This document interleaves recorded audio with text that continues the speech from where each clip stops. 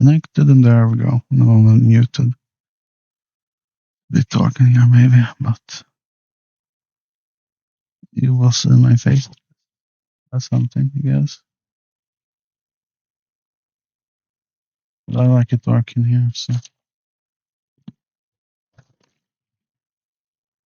Breakfast. Mm,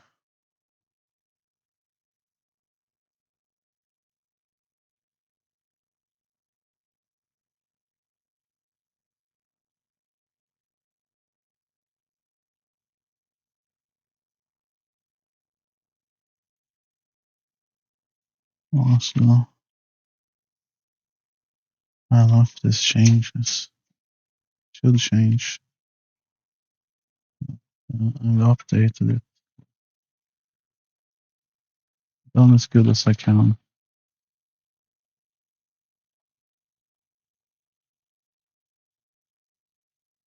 Then I have some chili or you should actually make chili cheese toast.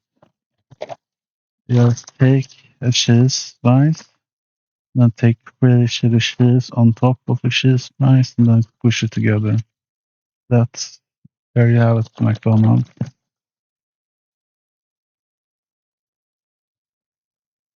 There you have it. They did something different. I took all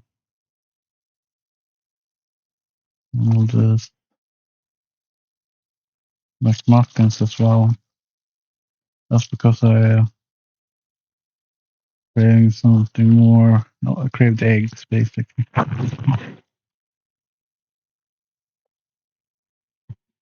Mm. Mm.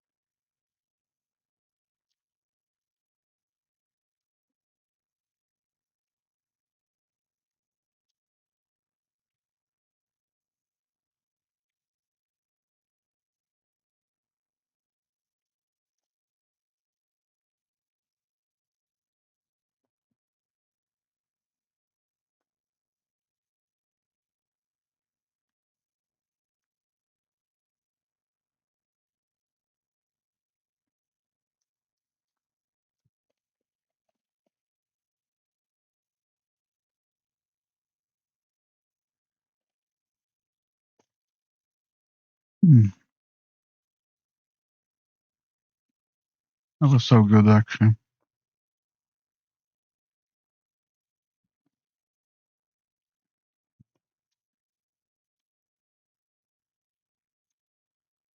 Oh, way better than I thought it would be.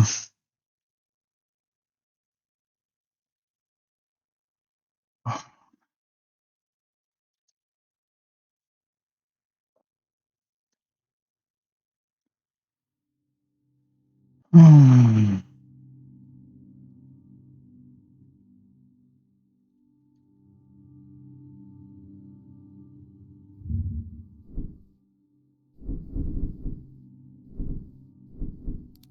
My stomach is growling for some reason.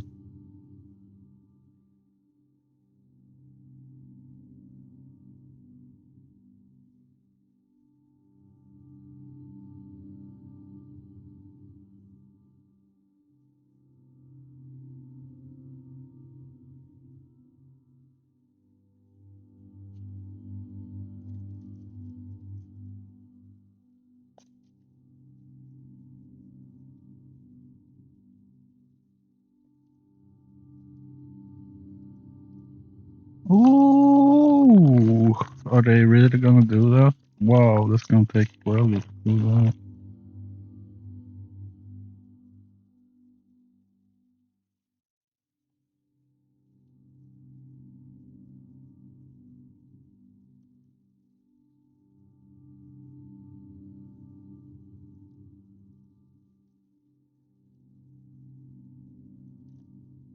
Oh man, fused.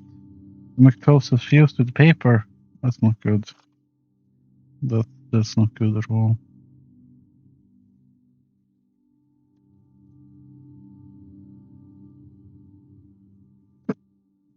Mm.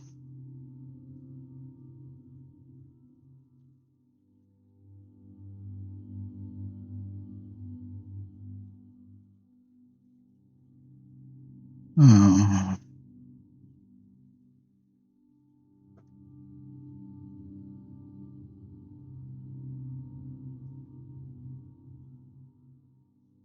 Mm.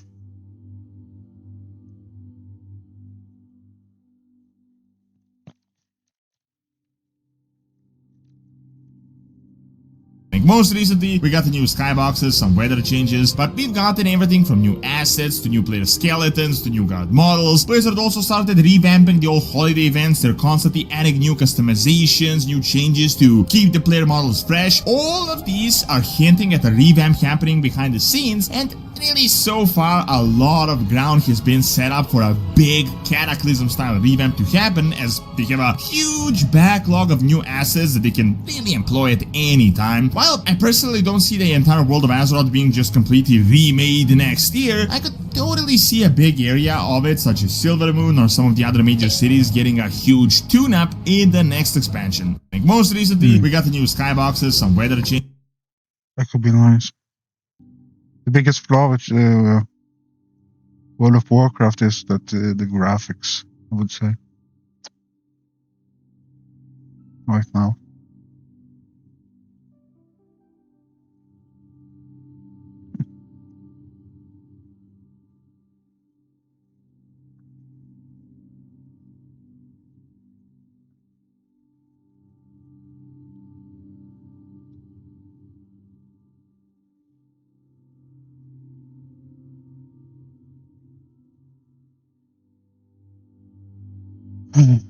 What's this? A sick little kitten.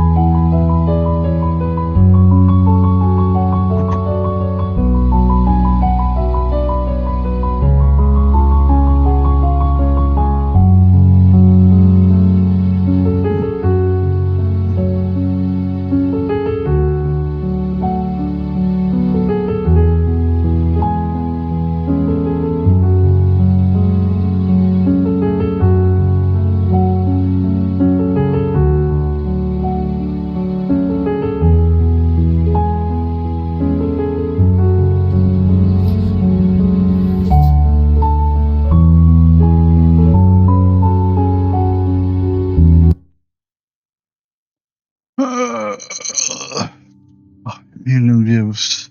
Oh shit, man. Probably staged, faked, or yeah.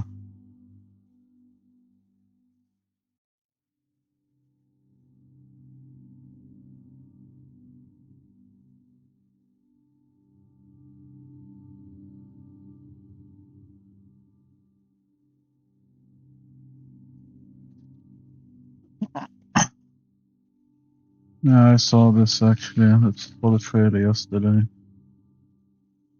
Baitkeeper.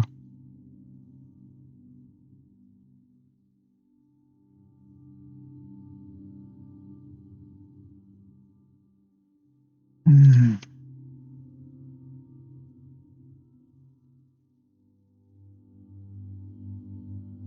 And burning the toast, I'm telling you.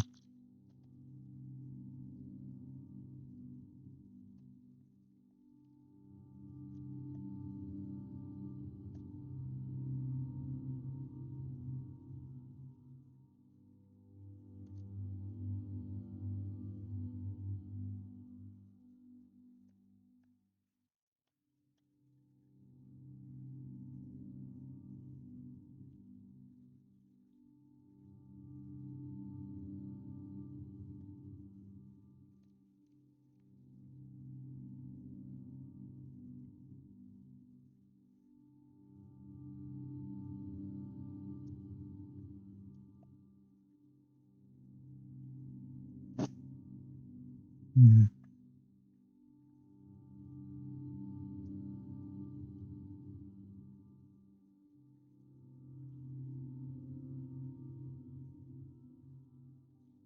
But right now, we're here to celebrate a historic moment. A moment that yesterday during the dinner, and thank you for joining us under the patronage of the Honorable President and His Royal Highness the Crown Prince Musaidi, where we had the pleasure to hear it firsthand. This is the greatest alliance between the Kingdom of Saudi Arabia and the United States, where we have joined hands and you have helped us build our energy-based economy, fueling and energizing the industrial age, and now fast forward, going to the intelligence age, where we can fuel AI factories, robotics, AVs, and all of the rest. Speaking of that, let's start with you, Elon, if you don't mind, Jensen. Feel free to chime in. You have a big fascination of something all of us have admired, first-order thinking, which Jensen sometimes calls first-order scaling, which is an opportunity for you, how you have dropped the cost of batteries from 1,000 for kilowatt hour to sub $100. And right now you're doing the same thing with robotics for actuators with servo rotors and motors. So I want to hear from you, how do you manage to always disrupt every single industry with that thinking? Well, it's mostly not disruption, it's creation. So with, say, SpaceX, with reusable rockets, there really weren't any reusable rockets. But the essence of revolutionizing space travel is reusability. If you throw the rocket away every time, the cost of access to space is extremely high. With respect to electric cars, there weren't any electric cars when we started making them, really. You couldn't buy any, to the best of my knowledge. So with Tesla, we wanted to make electric cars compelling and affordable. That was the goal. With respect to humanoid robotics, there are no useful humanoid robots at this point. There are sort of gimmicks, but there are no actually useful humanoid robots. And I think Tesla's going to make the first actually useful humanoid robots. And this will be quite a revolution, and I think something that everyone will want. Because I always think of like, who wouldn't want their own personal C-3PO R2-D2? Oh yeah? Of course. Oh yeah. Everyone would want one. Yeah, right? Everyone. And then there would be many in industry providing products and services. This is why I say that humanoid robots will be the biggest industry, or the biggest product ever. Bigger than cell phones or anything else, because everyone's going to want one. and or maybe more than one, and there'll be many in industry. I just want R2-D2 in C-3PO's body. Yeah. There you go. Well, I mean, a humanoid robot would be better than R2-D2 and C-3PO combined times 10. Yeah. So and you know, people often talk about sort of eliminating poverty and that kind of thing, but really how long have they been talking about that? There's lots of talk, you know, there's lots of NGOs sort of trying to do these things, but really not succeeding, and you know, the evidence speaks for itself. But AI and humanoid robots will actually eliminate poverty. And Tesla won't be the only one that makes them. I think Tesla will pioneer this, but there will be many other companies that make humanoid robots. But there is only basically one way to make everyone wealthy, and that is AI and robotics. And we can't talk about robotics without AI factories.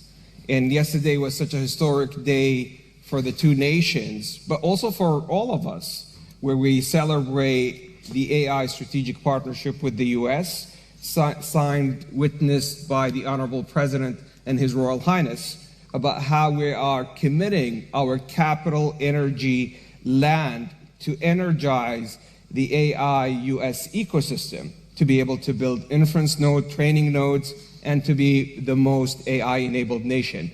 With that announcement, tell me what's next in AI factories, Jensen? There's a beautiful story about how Saudi Arabia is building AI refineries and now building AI or oil refineries to AI factories. I love that. You know, I've said that AI is an infrastructure, and the reason for that, of course, we understand AI from the perspective of the technology and how it's revolutionizing every industry. Digital intelligence, of course, has applications into every field. And so it's going to be used by every company, every industry, every country. In that way, it's foundational, and therefore it's part of infrastructure.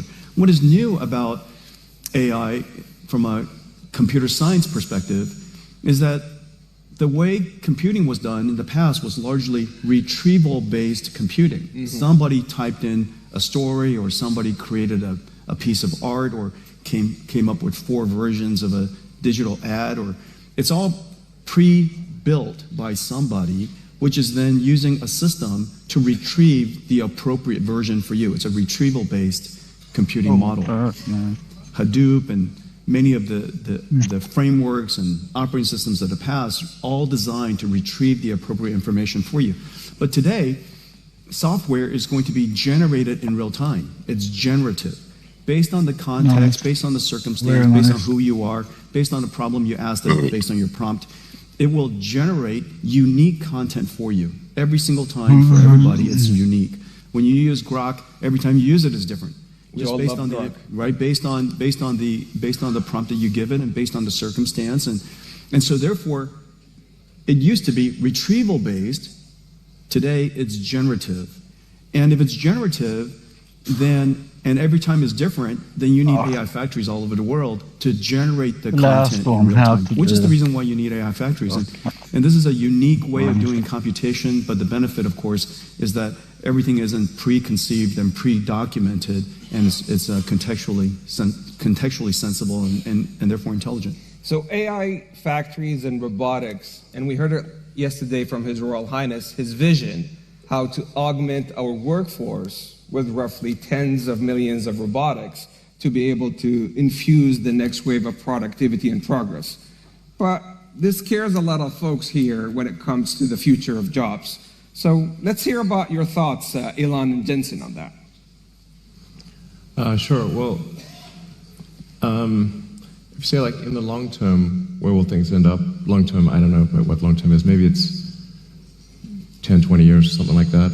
For me, that's long term. My prediction is that work will be optional. Optional? Optional. So... We'll take that. Yeah. I mean, it'll be like playing sports or a video game or something like that. If you want to work, you know, in the same way, like you can go to the store and just buy some vegetables, or you could grow vegetables in your backyard. It's much harder to grow vegetables in your backyard, but some people still do it because they like growing vegetables. that will be what work is like, optional. And between now and then, there's actually a lot of work to get to that point. And I always recommend people read Ian Banks' culture books to get a sense for what a probable positive AI future is like. And interestingly, in those books, money is no longer, doesn't exist. It's kind of interesting. And my guess is, if you go out long enough, assuming there's a continued improvement in AI and robotics, which seems likely, the money will stop being relevant at some point in the future. Now, there will still be constraints on power, like electricity and mass. The fundamental physics elements will still be constraints. But I think at some point, currency becomes irrelevant. Jensen, any thoughts? By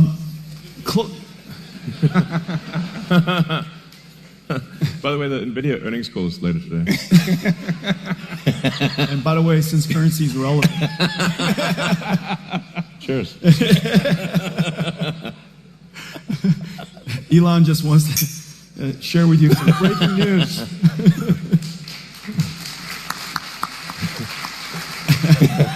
The two of us would like to share some breaking news. Let's see. I would say there's different horizons you could look at. Okay. Everybody's jobs will be different. I think that's for sure. How the students learn will be different. How people do their work will be different, obviously, because a lot of the things that we do mundanely or arduously or very difficultly are going to be done very simply. And so we're going to be more productive from that sense. One of the things that I will say is that for most people or a company, if your life becomes more productive, and if the things that you're doing with great difficulty become simpler, it is very likely, because you have so many ideas, you'll have more time to go pursue things. It is my guess that Elon will be busier as a result of AI. I'm going to be busier as a result of AI. And the reason for that is because we have so many ideas we want to pursue, so many things that we still have in our backlog inside our company that we can go pursue. If we were more productive, we can get to those things faster. And so in the near term, I would say that there's every evidence that we will be more productive and yet still be busier because we have so many ideas. One thing that I will say, give you some evidence, is that, and I was just telling Elon about this earlier, radiology, for example, has largely been converted to AI-driven radiology, and there's some really great companies doing that. And the surprising thing is the prediction that all radiologists would be the first jobs to go was exactly the opposite. The trend shows that there are more radiologists being hired now as a result of AI. And the reason for that, if you take a step back, it's because the goal of a radiologist is not to study the images. The goal of a radiologist is to diagnose a disease. Now the studying of the images became so productive, they could study more images, study more modalities, spend more time with the patients. And as a result, they're actually accepting more patients. We're doing more radiology all around the world. We're doing a better job with diagnosing disease. And so that's kind of the near-term outcome of AI and productivity. And we'll see what happens long-term. You know, when currency doesn't matter anymore, just, you know, let me know right before. You'll see it coming. You'll see it coming.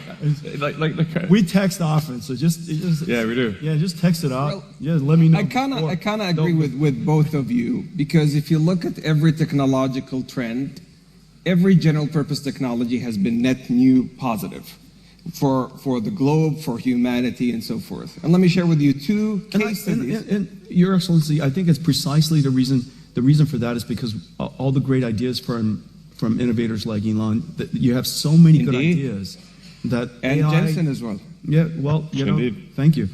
So let me share with you two stories from two Saudi innovators in collaboration with a lot of the great work that NVIDIA does, that Grok does. One is Professor Omar Yagi. All right. Let's say that again.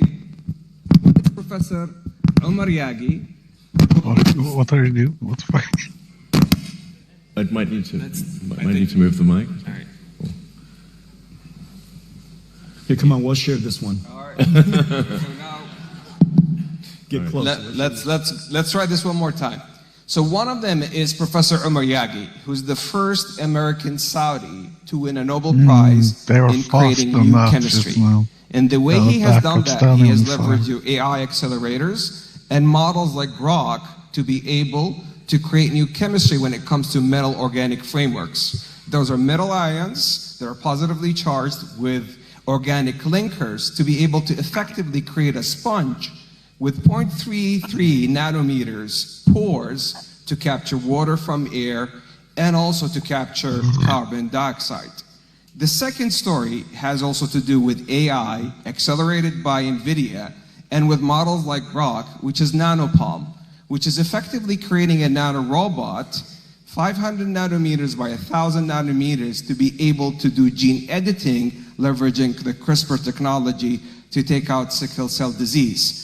Now, in both these instances, they originated 20 years ago in research, but AI was able to really accelerate the outcomes and the outputs such that we can move into new value pools. So I think with every technological trend, humanity is going to always manage to shift to new value pools when it comes to workforce and productivity. But we have some great announcements to talk about here today. Let's begin with you, Elon, the things that we're doing with XAI. Yeah, we're excited to announce that we're doing a 500 megawatt. I mean, yeah, 500. Sorry, 500 megawatt. 500 megawatt. Yeah. we're doing 500 megawatts. Sorry, Not this. quite, yeah. Yeah. No, it's 500 gigawatt one. We'll have to wait. That'll be $8 bazillion trillion. Stop that.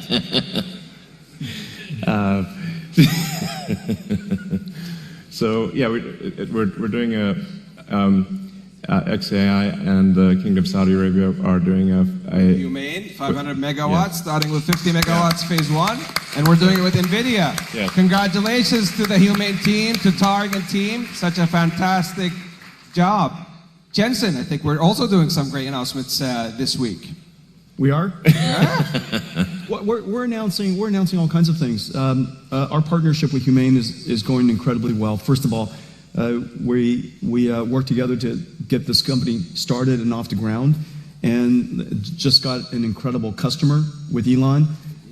Could you imagine a startup company, approximately $0 billion in revenues, now going to build a data center for Elon? 500 megawatts is gigantic. This company is off the charts right away. In addition to that, we're working AWS, as you know, is also Congratulations to Yep. the Humane team with AWS, starting with 100 megawatts with a gigawatt ambition and counting. So AWS is also coming to Humane. We're working with Humane on Omniverse digital twins. As you know, that AI is not just just agentic AI and chatbots and cognitive AI is incredibly important to the world. But AI applies to everything: chemicals and proteins and genes and physics and fluid dynamics and particles, and of course robotics and activation. And we created this world called Omniverse, where robots can learn how to be good robots. And it's physically based, it obeys the laws of physics, and so robots can learn in these environments. And we're working with Humane amazing. to apply Omniverse Omniverse to all kinds of digital factories and robotics basically and warehouses and Electron. things like that. And so that's another. We're also working in Saudi Arabia to build supercomputers to simulate quantum computers and using our computers to be the controller and the error correction. Quantum error correction requires an enormous amount of computation, and so we're doing a lot of great work there too. So a big partnership with Humane. They're off the charts, off the ground and off the charts at the same time. This is how we walk the talk Simulating quantum in the Kingdom of Saudi computers. Arabia in partnership with the US. Yesterday, the President and His Royal Highness announced the AI Strategic Framework and Partnership. Today, we're going big with Elon and Jensen. So thank you for those opportunities.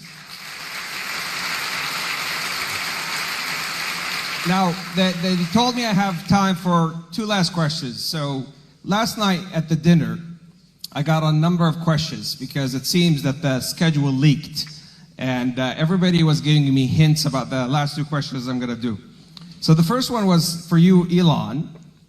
And there's a big one for you, Jensen. So prepare for that one.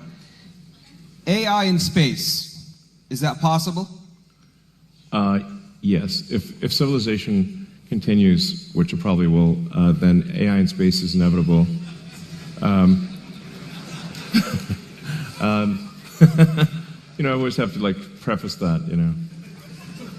We shouldn't take civilization for granted. We need to make sure to take care to ensure that civilization has an upward arc. I mean, any student of history knows that civilization does not always have an upward arc, and in fact, civilizations have life cycles. So hopefully we are in a strong upward arc. I think we are for now, but we don't want to take that for granted or be complacent.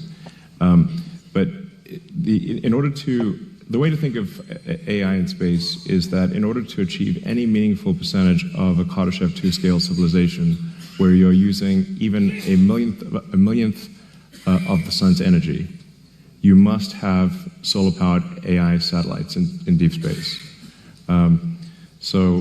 So that once you realize, once you think in terms of a Kardashev 2 scale civilization, which is what percentage of the sun's energy are you turning into useful work, then it becomes obvious that space is overwhelmingly what matters. Overwhelmingly, the sun only receives roughly 1/2 billionth of the Earth only receives roughly 1/2 billionth of the sun's energy. So if you want to have something that is, say, 1 million times more energy than Earth could possibly produce, you must go into space. This is where it's kind of handy to have a space company, I guess. Sell the book. Easier to cool chips in space, too. Yes. Easier to cool chips in space. Yeah. Yes, there's definitely no water in space, so you're going to have to do something that doesn't involve water. Just hang out. Well, it's just going to radiate. That's right. So my estimate is that actually that the cost of electricity, the cost effectiveness of AI in space will be overwhelmingly better than AI on the ground. So long before you exhaust potential energy sources on Earth, long before, meaning I think even perhaps in the 4 or 5 year time frame, the lowest cost way to do AI compute will be with solar-powered AI satellites. So I'd say not more than 5 years from now. Wow. And just look at the supercomputers we're building together. Let's say each one of the racks is 2 tons. Out of that 2 tons, 1.95 of it is probably for cooling. Right. Oh, yeah. Just imagine how tiny that little supercomputer is, right? Each one of these GB300 racks will just be a little tiny thing. And just electricity generation is already becoming a challenge. So if you start doing any kind of scaling for both electricity generation and cooling, you realize, okay, space is incredibly compelling. So, let's say you wanted to do, 200 or 300 gigawatts per year of AI compute. Yeah. It's very difficult to do that on Earth. The U.S. average electricity usage, last time I checked, was around 460 gigawatts per year average usage. So something like, say, at 300, if you're doing 300 gigawatts a year, that would be like 2/3 of U.S. electricity production per year. Yeah. There's no way you're building power plants at that level. And then if you take it up to, say, 1 terawatt per year, impossible. Yeah. You have to do that in space. There just is no way to do 1 terawatt per year on Earth. And in space, you've got continuous solar. You've got you actually don't need batteries because it's always sunny in space. That's right, exactly. And the solar panels actually become cheaper because you don't need glass or framing, and the cooling is just radiative. So that's why I think that's the dream. Yes, that's the dream. So Jensen, everybody last night was asking me, and I'm mindful it's earnings call for you today. So I'm going to say this delicately. Everybody has been asking me to ask you, are we going to have an AI bubble? That's the last question. All right, no. All right, let me just tell you what we see. Okay, so I think it's really important when you look at what's happening around the world and go back to first principles of what's happening in computer science and computing. There are three things that's happening. The first thing is that we all know that Moore's law has run its course, and the amount of demand for computing versus the amount of computation we can get out of general purpose computing is really challenging. And so the world's been moving to accelerated computing for some time. We've been pushing this now for over 20 years. Let me give you one statistic. I was just at supercomputing. 6 years ago, CPUs were 90% of the world's supercomputers, top 500 supercomputers. 6 years ago. This year, less than 15%. Went from 90% to 10%, and meanwhile, accelerated computing went from the other way, 10% to now 90%. Okay, so you're seeing that inflection point, the transition in high-performance computing from general-purpose computing to accelerated computing. Well, one of the most data-intensive, one of the most intensive computation things that the world does in the cloud is data processing. Several $100 billion of computation is done on just raw data processing. It has nothing to do with AI. Just SQL processing, data frames, everybody's names, address, their sex, their age, where they live, how much money they make. All of that sits into a data frame, and that data frame drives the world today, whether it's in banking or whether it's in credit cards or, of course, e-commerce and everything from ad recommendation. And everything is driven off of that data frame. That data frame costs hundreds of billions of dollars to go compute. And so that's the number one thing, end of Moore's law. The second thing is generative AI. What the most important application of the last 15 years is called REXs, recommender systems. How do we know what information to recommend to us in a social feed? How do you know what ad to recommend to somebody, what book to recommend, what movie to recommend? The internet is so gigantic without a recommender system that a little tiny of us will have no chance of ever seeing the right information. That REXs is the engine of the internet today. That's going generative AI. It used to be running on CPUs, now it runs on GPUs. Which then says the third thing, if you just look at those two applications, many of the internet companies can build enormous number of GPU supercomputers just doing that. Of course, then it creates the third opportunity on top of it, which is agentic AI. This is Grok, and this is OpenAI, this is Anthropic, this is Gemini. Agentic AI sits on top of that. But don't forget to think about what is happening underneath what everybody sees as AI today. There's a whole movement of computing from general purpose computing to accelerated computing. And that, if you take that into consideration, you'll come to the conclusion that in fact, what is left over to fuel that revolutionary agentic AI is not only substantially less than you thought, and all of it justified. Well, I was just informed by the team that my boss and your bosses is going to talk next, the Honorable President and His Royal Highness the Crown Prince, and hence we ran out of time. But in essence, this is so much love for you, Elon and Jensen. But this, in essence, is a 92 alliance that shifted from energy to digital to the intelligence age, powered by pioneers such as Elon and Jensen, to serve humanity and create on a net new basis new economies, new jobs, and a better future for humanity, powered by the Kingdom of Saudi Arabia and the United States. Thank you for a lifetime partnership and friendship. Thank you, Elon. Thank you, Jensen. Thank you. All right.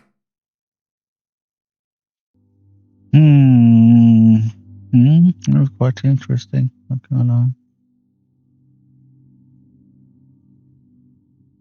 Well,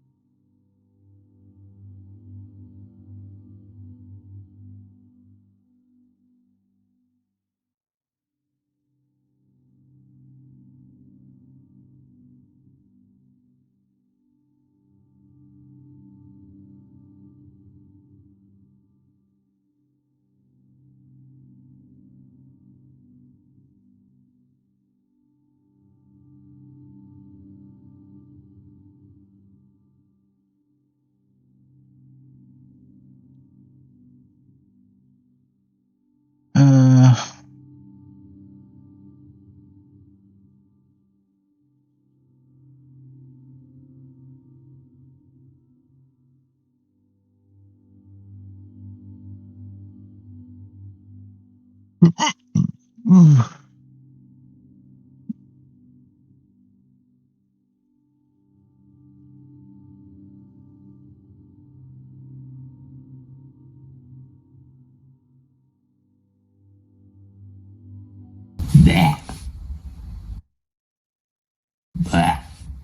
the fuck?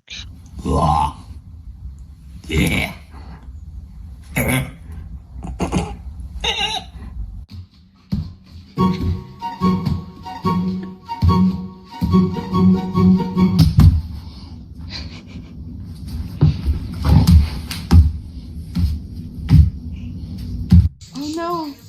Oh no. Did he take it?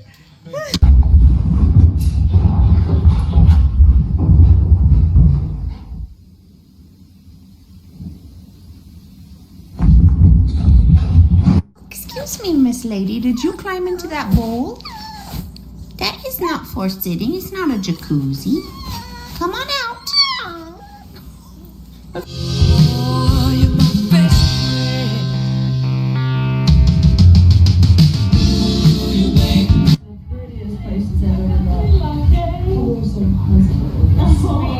The person I connected to the most is Aisha.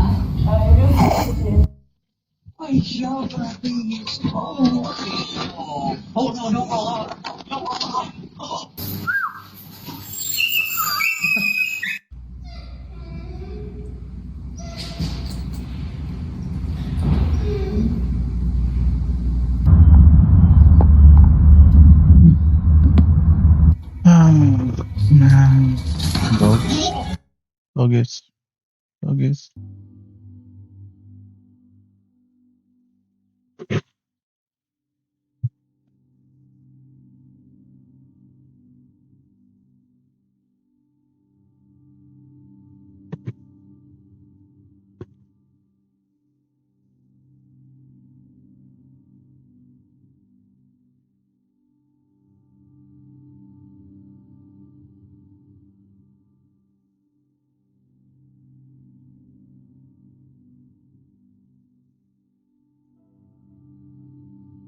Why are men dying?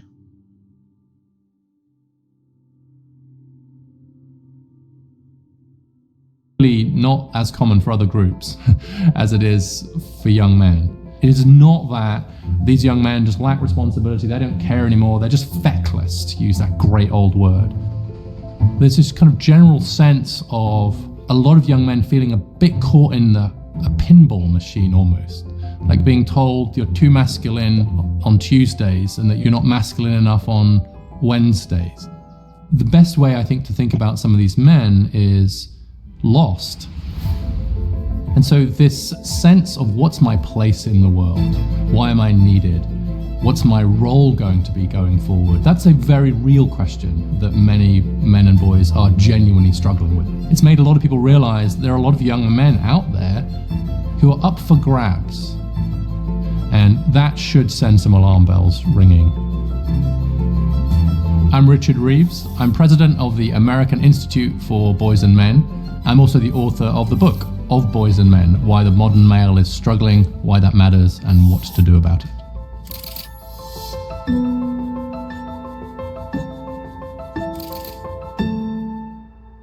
It's certainly clear that the issues of boys and men haven't gone away in the last few years. If anything, they're getting even more attention, which is good when it's the right kind of attention. That doesn't mean that it isn't still a difficult conversation. I think that a conversation about the challenges of boys and men should be difficult.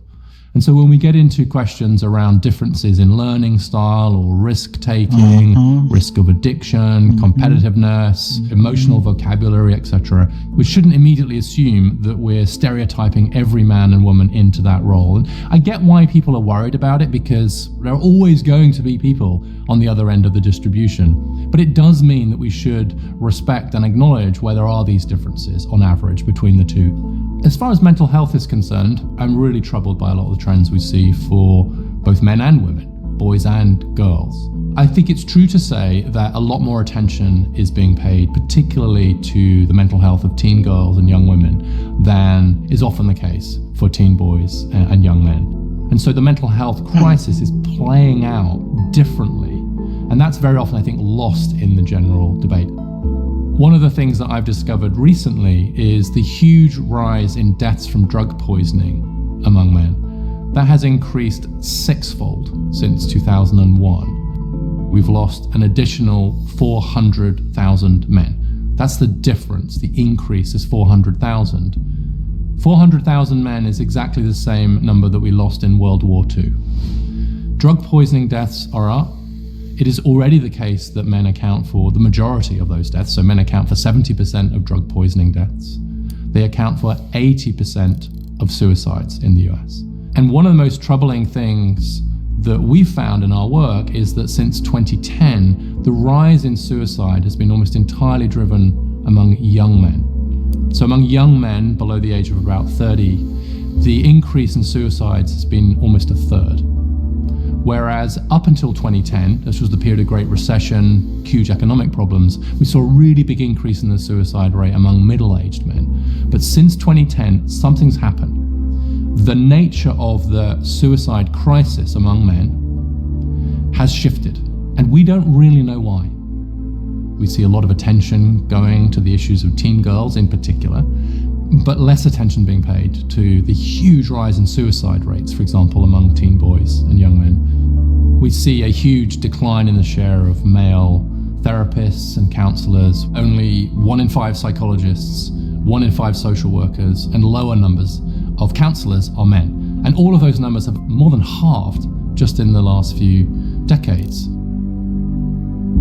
And that matters because for many men, boys, depending on the nature of their issue, they may well find it easier to talk to a male therapist.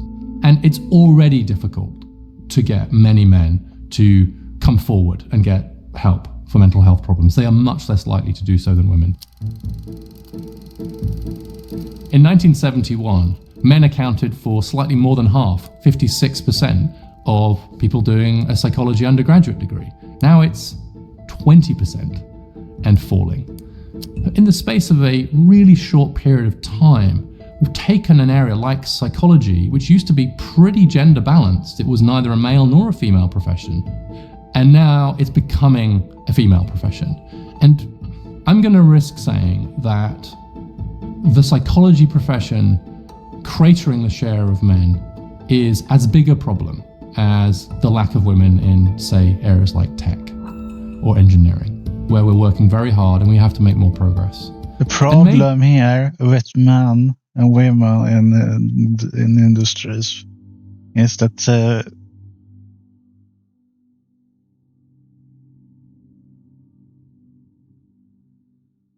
when one gender goes over to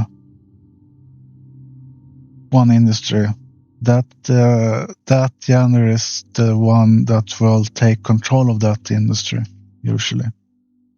Or so that's what I think. That's my what I think at least. Maybe it's even more important. Maybe Even though you want to have equal distribution, there might be things happening that causes the one gender to pivot over, to take over that industry. So that's what I think. that some of these professions, like teaching, like mental health, maybe those are professions where also some genders don't like other genders also. Representation matters even more. Representation of all kinds. And so the alarm bells should be ringing very loudly when critical professions like teaching, psychology, and social work are becoming gendered right in front of us, and we're not doing anything about that. So we should be redoubling our efforts to reach those men and make it easier for them to come through the door, easier for them to put their hands up and say that they're struggling. One of the most important things for anybody is to be connected and have purpose, to be doing something that they value and other people value with their lives. And what we've seen is a decline in the share of men in the labour force. The decline has been perhaps most worrying among young men. Now, you might say, well, fewer men are in the workforce doing the kind of traditional male thing, which is being the breadwinner. But that's great because they're now raising the kids, and maybe their partners or their wives or girlfriends are in the labor force, and it's been a swap. But that's not what we see. We're not just talking about non-employment, we're talking about a break from society more generally, and we see that in all kinds of other areas too. So if you think about men without a college degree, for example, their wages are no higher today than they were in 1979. That's almost half a century of stagnant wages for most men. And men who are born into lower income families are worse off on most measures than men who are born just 15 years earlier into those families. For men at the top of the distribution, men who've got college degrees, who are in the labor market, they're doing better. You continue to see their wages rising. And it doesn't mean that there aren't still challenges for those men, but the sharp edge of the issues facing boys and men is absolutely being felt by the men with the least economic power. And of course, there's so much more to do for women at the top of the distribution. There aren't enough women CEOs, there aren't enough women politicians. We still don't have enough female representation in those senior positions, that you can very often just be looking up and seeing the lack of women. But if you just pause for a moment and look down, or look at those who are in less fortunate economic circumstances than you, that's when you really see the struggles of men becoming most acute. There are tens of millions of working class men and women struggling to figure out this new labor market, this new economy. And the changes in the economy have been particularly brutal for working class men. And so it's really important to be able to hold both of these thoughts in our head, which is that, of course, it matters that we need to do more for women, close the gender pay gap, more representation of women in those senior positions. But I think it's a general point that it's been a problem for too many people that they focused almost exclusively on the kind of elite part of the problem, the apex of our society. And that has meant that there has been a really dangerous neglect of many of the problems of people who are not worrying about who's going to be CEO. They're worried about who's going to bring home enough money to feed the kids this week.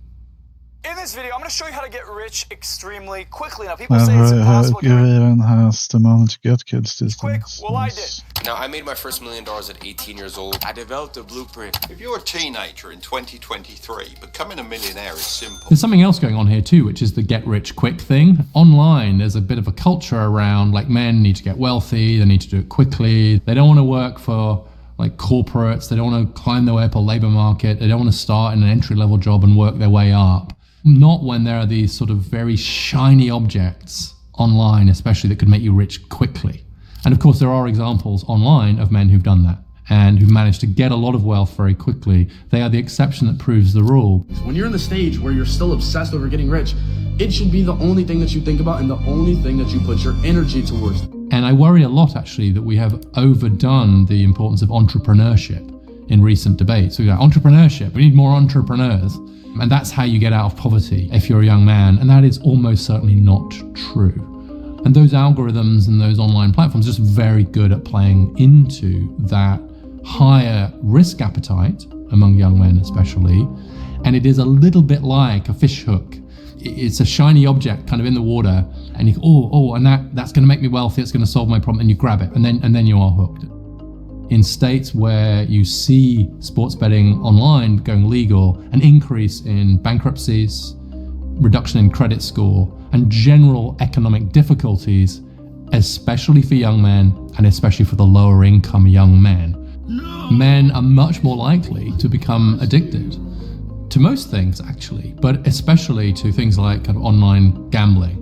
And there are all kinds of reasons for that, about the dopamine system, especially among young men, etc., and this kind of high that you get from the reward of kind of a bet paying off, etc. There's a reason why this is predominantly a problem among men, which is men are more vulnerable to that particular kind of risk, that particular kind of addiction.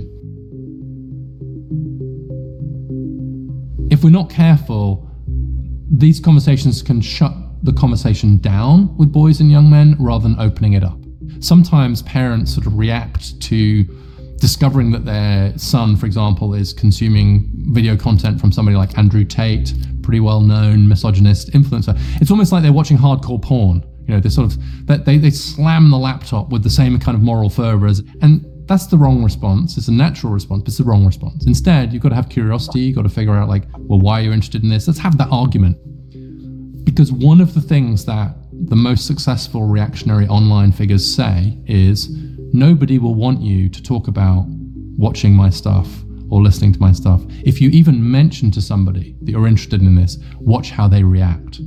You've just proved the point that the reactionary was making. And this is one of those moments where it's hard, but I'm speaking here as a parent as much as a policy wonk, is that you take some deep breaths, you try to be open-minded, and you try to become an ally and a partner to your son as they navigate this difficult online world and offline world.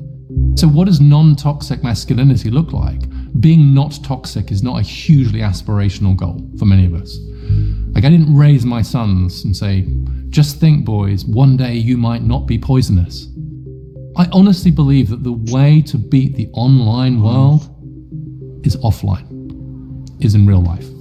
By having male teachers, male coaches, fathers, uncles, neighbors, etc., just being a living and breathing version of what it means to be a man. I continue to believe that in the long run, boys, young men, will believe their eyes more than their ears.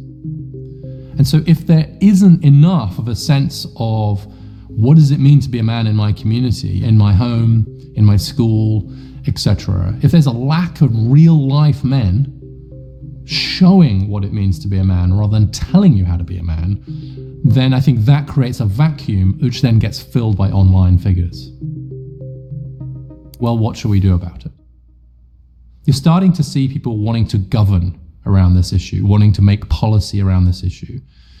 And some of the things that they're looking at are things like increasing the share of men in their mental health workforce, having more targeted outreach programs to do suicide prevention, very specifically targeted at men who are at 4 times the risk of losing their life to suicide, especially young men, and a big push around getting more male teachers into our classrooms.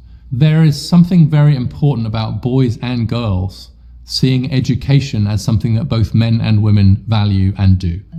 Men actually make up the minority of teachers in basically every subject now, including career and technical education. It was 33% in the early 80s. It's now 23% and falling. There are many fewer men in teaching now than there are women in the STEM professions.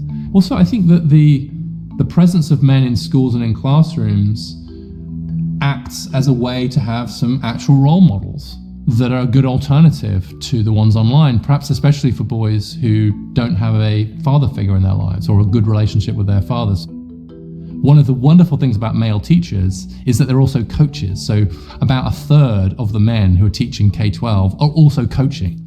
So the school bell rings, they keep working, they keep doing coaching. And that's a great additional benefit we get from getting those men into teaching. I also think that coaches are mental health professionals in disguise. They're sitting shoulder to shoulder on a bench or in a group. They're working with boys or with young men, and they're very often noticing that they're struggling. And they can, in a very, very safe way, in a non-threatening way, they can open up a conversation with them. And there's a reason, I think, why so many men will say that a coach played a hugely important part in their role, especially if they didn't have a strong relationship with their father. It's a trope at this point to say that coaches are father figures. But it's also a truth that for many boys, they absolutely do play that role. One of the things we know is that men communicate more comfortably with each other shoulder to shoulder, as opposed to face to face. When men are face to face with each other, that's quite a threatening position. Now, if I tell you this, you won't be able to unsee it. Every time you go to a social event, if you want to communicate with young men, go fishing, go for a drive, go for a hike. A lot of psychologists now will do the walk and talk therapy. And so there's something also about those activities, whatever the activity is, you're doing something together shoulder to shoulder, but what you're actually doing then is communicating. Shoulder. I have a friend that volunteers in a school, and he goes into the school and he says, which boy are you having the most trouble with? They identify the boy and he just takes him for a walk. He doesn't sit down with him. He doesn't pull up a chair in the classroom. He certainly doesn't sit opposite him he finds that they are much more likely to open up. So let's just take a walk and then talk. You could roll your eyes at that and just say, oh, what's wrong with men? But we have to be really careful generally not to treat men like defective women, or vice versa. It's just that there are some of these differences between us that we don't really think about until it becomes an issue, and which should just be part of just a natural difference between us that doesn't in any way trap anybody. I've asked a lot of men and boys, what do you like about being a boy or a man? And it's really interesting how hard it is to get people to answer that question. What's happened is that a straightforward acknowledgement of the ways in which men can be good runs the risk of somehow being seen as a claim that they are therefore better than women. But let's be specific. It is true that men take more risks than women, on average. Distributions overlap, but men have a higher risk appetite. Is that a good or a bad thing about men? And the answer is yes, it is a good and a bad thing about men. It is good when it leads men to take risks to save the lives of others. It is bad if it means that they blow all their money gambling, or they take crazy risks and end up drowning or dying or ending up taking drugs in a certain way. And so is it better to have a more stereotypically female approach to risk or male? And the answer is neither. We need both. We need a society that actually recognizes and honors both. I have this very vivid memory of walking with one of my sons into schools, and we're walking down this long hallway, and one side of the hallway is the place where they had all the notice boards for the things they were doing for the girls in the school. So there were girls on the run, girls who code, and there was a women's scholarship night coming up, and the opposite wall was, as it happened, completely empty. And I just had this real moment of trying to see this through his eyes, and realizing that there is an implicit message here, which is we need to do all this stuff for girls. The future is female was one of the signs on that wall, and we don't need to do anything for boys because the world is made for boys. Men are going to be fine. And I really think that's out of date. We've created a culture in our schools where we are so concerned, rightly in many ways, about the prospects of women and girls, that we haven't allowed the data to catch up with that and say, yeah, but boys are now way behind girls in school. Yes. If you take something like GPA, which is a pretty good measure of overall high school achievement, if you take the top 10% of students, 2/3 of them are girls. Yeah. And if you take the bottom 10% of students, 2/3 of them are boys. Pretty straight line relationship between them. In the average school district in the US, the girls are almost a grade level ahead in English. There's no gap in math. In the poorest school districts, the boys are behind in both English and math. And so we just have to be careful not to inadvertently send the message to boys that they're kind of just not as seen, or they're not as heard, or they're not as valued in the school setting. How do we maintain this really wonderful idea of the empowering and uplifting atmosphere that I think we've had around women and girls in schools, but do the same for boys, and try and create this sense of it being uplifting for both. I didn't think about this at all when I was younger myself. Like, the future is female is probably something I would have gone along with, like as a good male feminist or whatever. But actually, that's a terrible phrase. Like, the future can't be female or male. It has to be for everybody. We have got to update the way we talk about this. We have got to update the way we think about this. And to do so in a way that in no way puts the brakes on girls and women, but which doesn't inadvertently, in our efforts to promote women and girls, send this message to boys and men, either that they don't matter as much or that they don't need as much. And neither of those things are true.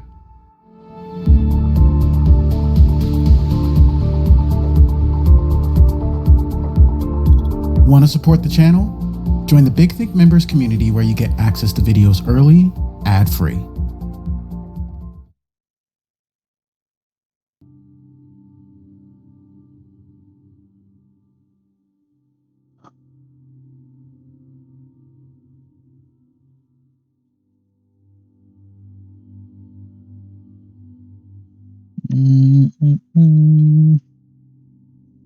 Half an hour for meeting.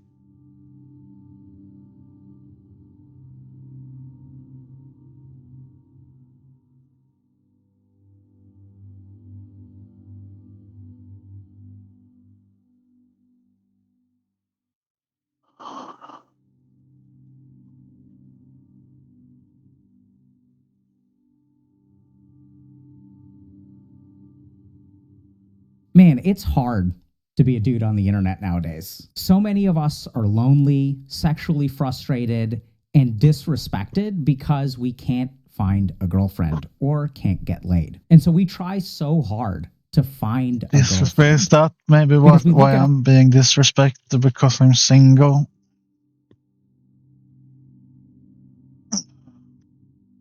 I don't know, no one wants to be my mate. Maybe our that is lives, why. and we're sad, we're lonely, would we're explain sexually a lot. frustrated, and we see these other people who are surrounded by beautiful women in beautiful places, having lots of fun or sexy, amazing, and we want that too. We see all the smiles, we see all the sexiness, and we think to ourselves, that life is way better than mine. And the way for me to go from here, sad, lonely, sexually frustrated, to there is to get a girlfriend. But it's not only dudes that No, it's to make money. Lots of money, that's how you tell us get this. there. It's also women, usually on places like Instagram, who are relatively attractive, trying to make it as an influencer. And they're more than happy to on us when we do not fit that mold. And this is when you may say, but that's just on the internet. The real world is a different place. Unfortunately, we live in a society that values a man based on their ability to engage in romantic relationships, right? A dude who, like myself, I'm not trying to flex here, but I'm 42 years old. I'm hopefully happily married, and I've got 2 kids. And when people look at me, they think I'm normal. Little do they know. Oh my God, that needs to be edited out. Unfortunately, the real world treats men who are single like if you're a virgin, you don't have a girlfriend, you're not married, and you're 25, 30, 35, 40, people are going to start treating you like a creep, even if you just walk across the street and you watch some kids playing because it reminds you of the joy of your childhood. Oh, that's maybe also why people treat me like a creep because I'm single. Pedophile, right? Single dude who's 42, labeled a pedophile, whether you are or not. Unfortunately, we live in a world that places your status, your worth as a man, based on the kinds of women that you can surround yourself with. And this is something that I was shocked to discover in my own life. So when I got married in my first year of medical school. And then like this really hit when I was in residency. And like, you know, I was in the hospital, I had a ring on my finger, and I had kids even, and like people, like the women, the nurses especially, but also some of the doctors in the hospital started treating me really differently. I got all kinds of female attention. And at first I was like, okay, maybe they're just being friendly, which I think is absolutely the case, right? So I think that when I would bring my 1-year-old daughter to work and all of the nurses who were predominantly women. Maybe I should get a wedding ring and put it on my finger here. So when people see me, they think I'm married. And people will automatically treat me better, and I will have my life handed to me. Maybe. Who knows? And we're gushing over my daughter. You know, it's so awkward. Like if you're a dude, if you're a male nurse and there's a male doctor and the male doctor brings in their 1-year-old kid, are you allowed to be overjoyed, start cooing and awing, oh, can I hold him? Aren't you precious? Aren't you adorable? Which is what's really scary is like, I feel that way when I see a 1-year-old. I just love all kids now. Like ever since I've had my own kids, I appreciate kids. Kids are just so damn cute. And it reminds me of when my kids were 1-year-old, but you can't do that as a dude. As I started demonstrating to other women that maybe I was safe, I noticed that their attention towards me changed. They started touching me more. And I do think that some of that was not necessarily romantic or sexual in nature. I think they just genuinely thought like, okay, here is a good guy, right? Here is a safe guy. Because a lot of women have terrible experiences with sexual predation, assault, etc., unsolicited pics from men. So one of the ways that I think a lot of women feel like a guy is safe is if he is happily married and has kids, or has a stable girlfriend and has kids, or has a boyfriend and has kids. That shows that this person is safe.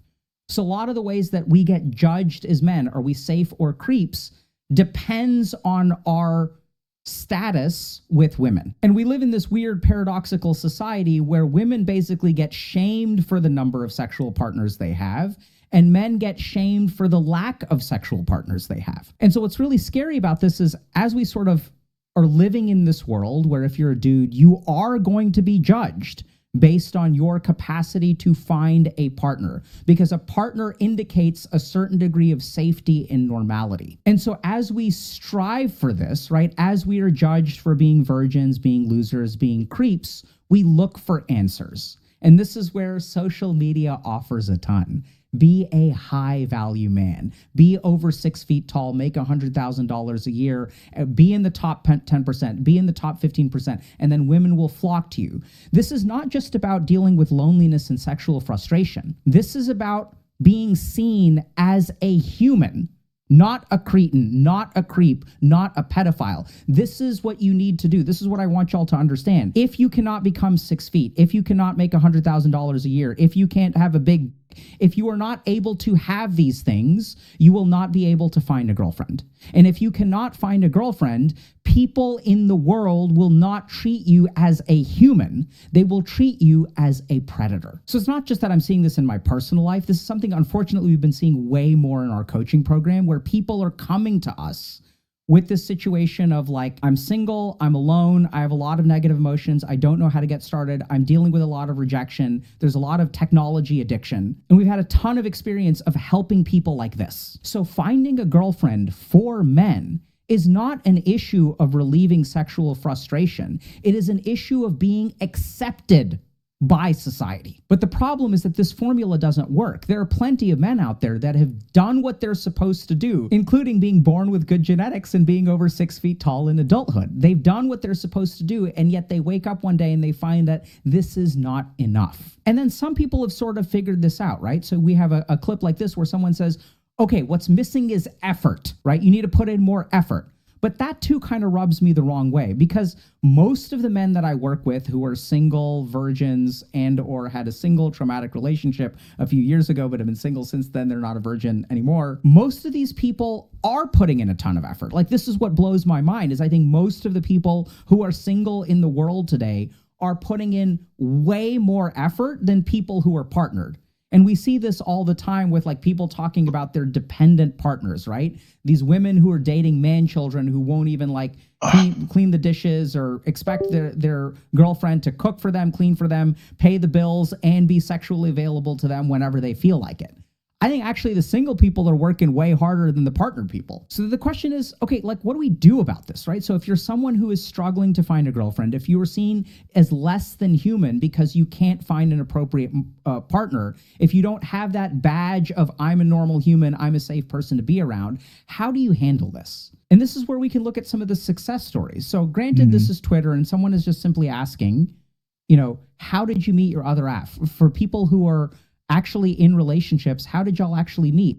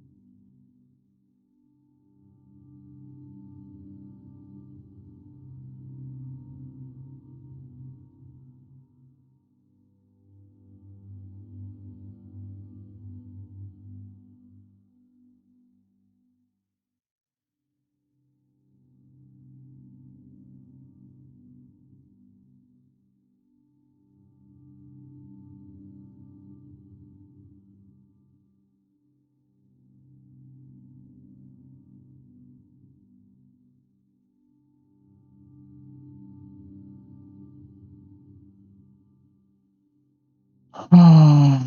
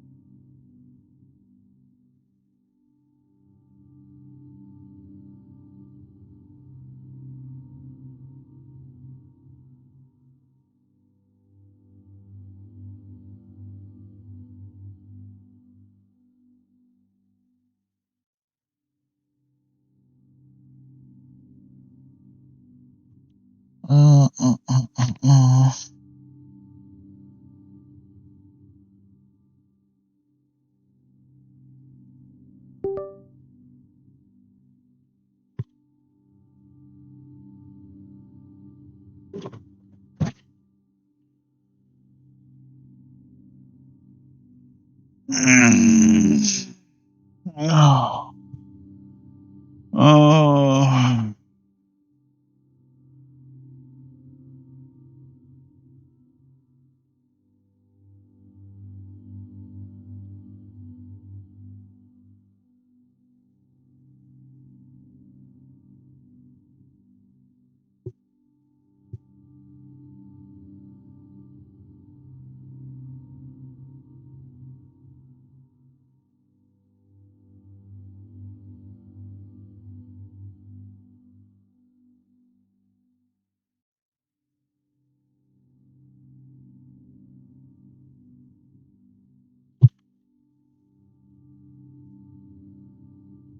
And we see that my wife dialed the wrong number, and I can't remember why we agreed to meet the next day, but 27 years and 3 kids later, still going strong. I literally manifested this relationship. I walked into a random mall in Baltimore City and said to myself, I might just meet the love of my life.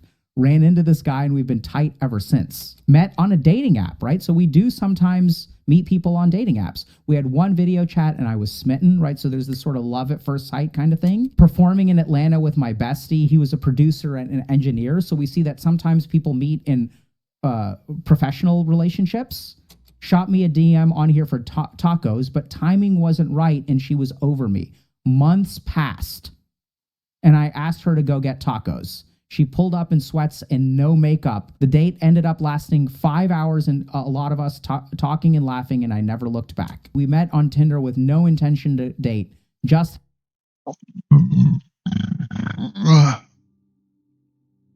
Hello, Elsa Smith 00. VSP, what is planning now? What does WASP stand for? What?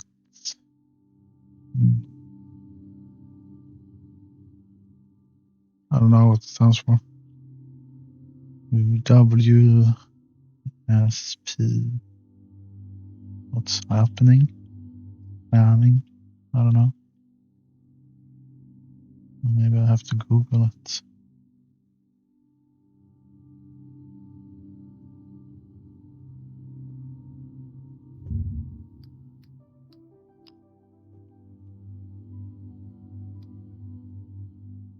Yeah, meaning. What's up? What is up? Not much. I'm just sitting here. I had some breakfast and we watched some YouTube videos. But I have a meeting in 20 minutes, so I need to go soon. But feel free to hit the follow button, yeah. And yeah. What is you doing right now? I do have some time left, so I can talk to you if you want to.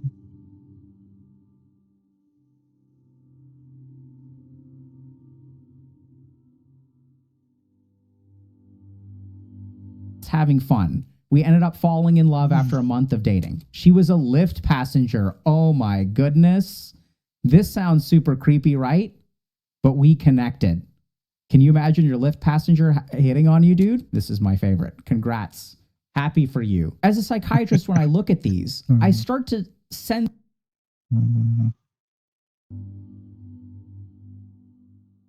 something in the happy for you. Imagine your Lyft. This sounds super dating. She was a Lyft passenger. Oh my goodness. This sounds super creepy, right? But we connected. Can you imagine your Lyft passenger hitting on you, dude? This is my favorite. Congrats.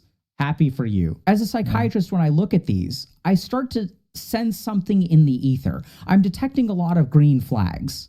And this is what actually the research on formation of relationships actually backs up, is that relationships involve a lot of things that we can't see on the internet. The internet is really good at showing us particular things. And internet can show us attractiveness, but can not show us genuineness. The internet can show us sexiness, but cannot show love, right? The internet can show symbols of romance, like fancy flowers or an extravagant gift, but can't show like respect. And this is what becomes so hard if you're a dude who's trying to figure out, how do I find a girlfriend? Because people will say you have to put in effort. What does that mean? People will say, don't be creepy. People will say, be natural. But the internet never shows us natural, right? And then we also have examples of people who are like, we met for the first time, we hung out for 5 hours, and it was like the best day of my life. Oh, we followed each other for years on Twitter, but then when we finally met up, we hung out every day for 2 weeks. So this is the key thing that I want y'all to notice. All of these relationships demonstrate reciprocity, where one person is matching the other person's energy. But what do we hear on the internet? We actually hear lots of examples of always do things one way. Wait 24 hours before you text her back. Wait 24 hours. Make him wait for you. Don't respond to him right away. Don't put out on the first date or else this will happen, right? This is where like everyone is giving us this stock advice.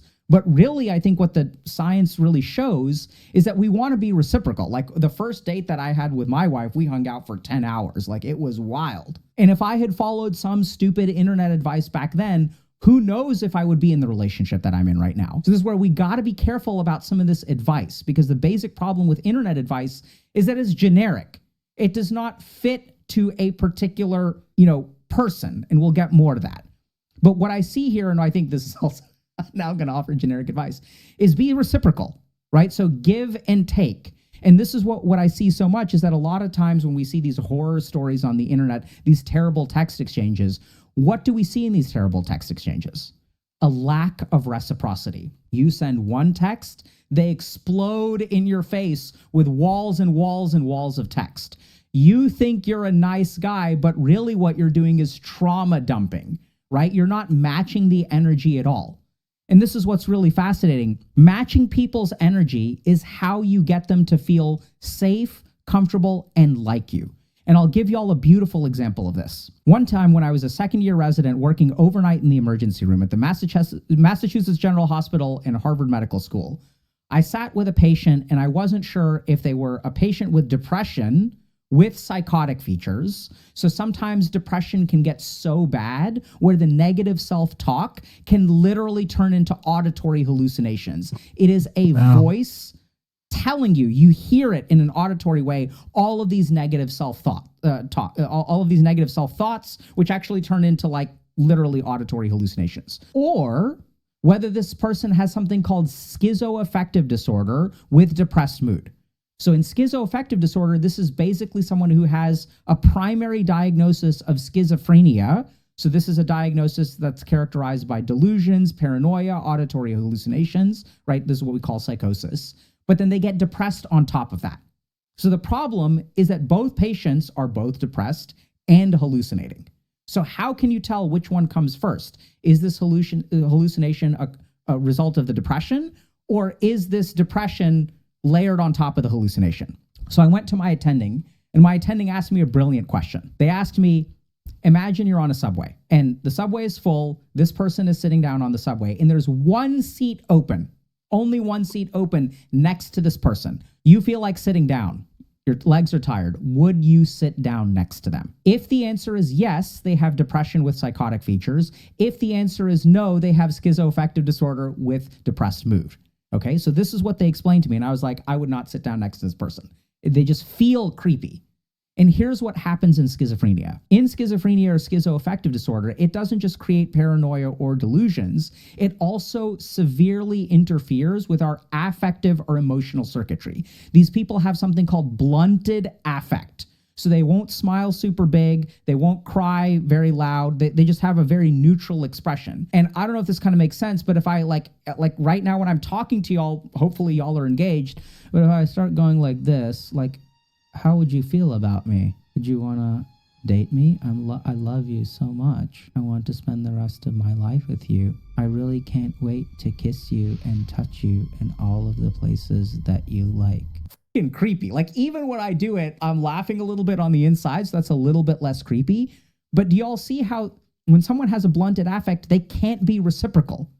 And what I see so much on the internet is a lack of being reciprocal. So either we overinvest and chase people too much, or they will ask a question that is relatively genuine and we respond to it with a profound amount of anger. The second thing is that relationships need to be organic. Now, this is also really hard because if I tell you, oh my God, like successful relationships are organic, your first question is going to be, how the hell do I be organic? Because people will tell you on the internet, be natural. Be organic, be loose. What does that mean? So this is something where we can dive into it. This is so cool, okay? So what does not being natural look like? And this is where, from like a psychiatric perspective, the more that you bring into the relationship or interaction, because these aren't even relationships yet, the less organic it will be. So if I show up on a first date, but I have a ton of emotional baggage. If I've been going down the social media rabbit hole and I think all women are bitches and I'm just itching, I have all these thoughts in my head and I am projecting all of what I've seen onto the internet onto an actual human being, that relationship will not be natural. That will not be organic. What does natural mean? Natural means that I offer something and you give something in return. There is a natural, reciprocal, organic exchange. What makes these exchanges hard? When you have a lot of stuff in your head that you are layering on to this person's actions. When this person doesn't respond to your texts in time, they don't respond to you for 24 hours, that means they're playing hard to get. That means they're texting other people. Do you see how you can inject a lot of meaning into benign interactions. Whereas if you wipe all of that stuff out of your mind and then you sort of receive what this person offers without a filter, that is what becomes a natural interaction. So basically, a natural interaction is like, I send one tennis ball over to your side of the court, you send one tennis ball back. But what we tend to find is I send one tennis ball, you read into it way too much, and then you send 15 tennis balls back. And we've seen this time and time and time again. Now, this is really hard because in our current society, as we spend a lot of time on dating sites and things like that, dating apps, we will build up so much resentment that the only place it has to go out is to be projected on the poor, unlucky person who happened to match with you. The opposite is also true, and if y'all are using dating apps, you've probably seen this, where you are the poor, unlucky recipient of this person's overwhelming projection and emotional baggage. The other really scary piece of evidence, I mean, this isn't really evidence, this is anecdotal based on my clinical practice that I've seen, is I've seen healthy relationships get injected with social media-based ideas.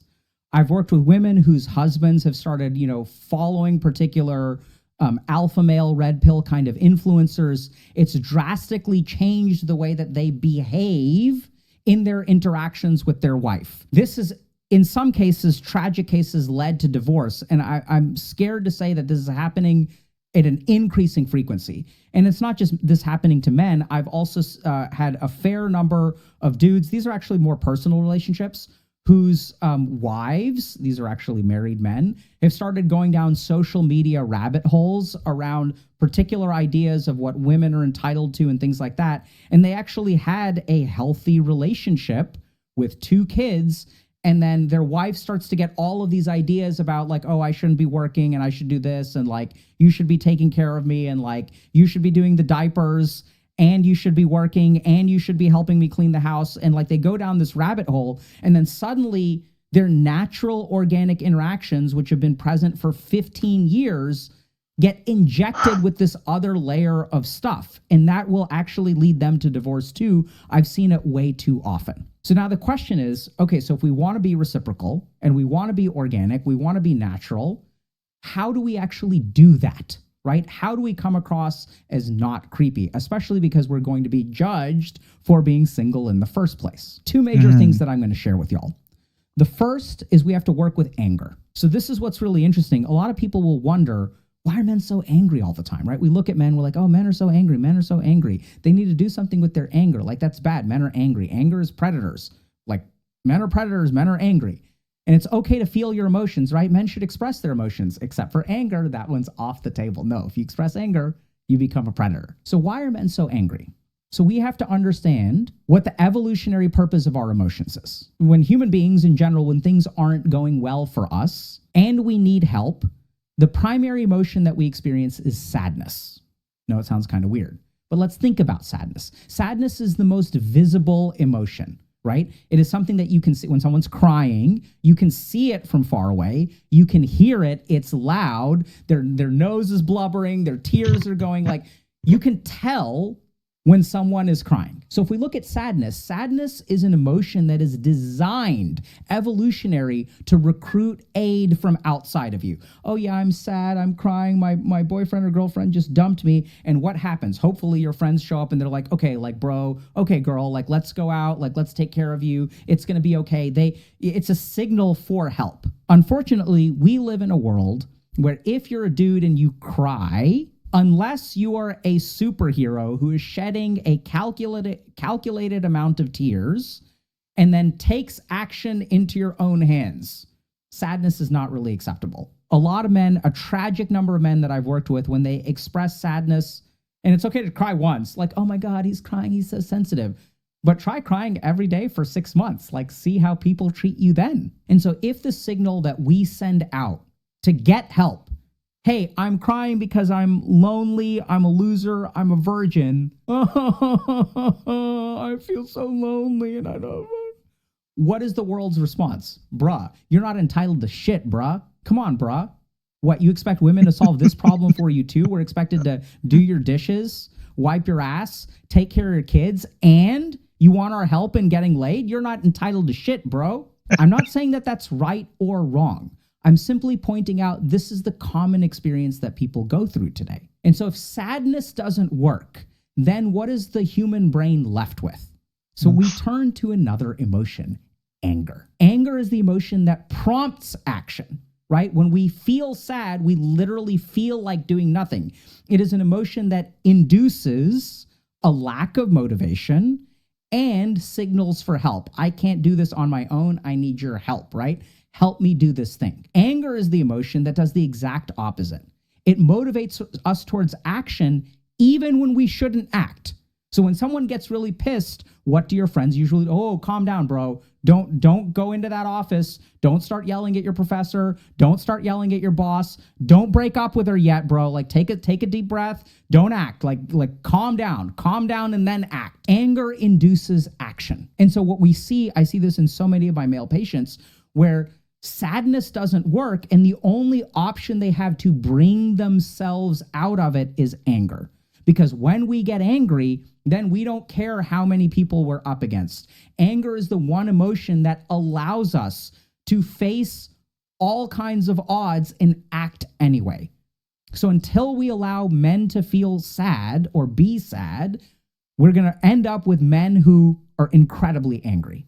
Now, why does this matter for you? Because if you are engaging with a woman or a man, whatever, and you're trying to engage in a relationship, if you have a certain amount of sadness that has been transmuted to anger and you are coming to this relationship with a lot of anger, reciprocity is going to be incredibly difficult, if not impossible, right? Because they send you something, you have so much suppressed anger that kind of comes out. So you must deal with this anger by, first of all, asking yourself what you're really sad about and sitting with that some. We've got a lot of resources around emotional regulation and stuff like that. Y'all should check out. We have a whole series of lectures about it.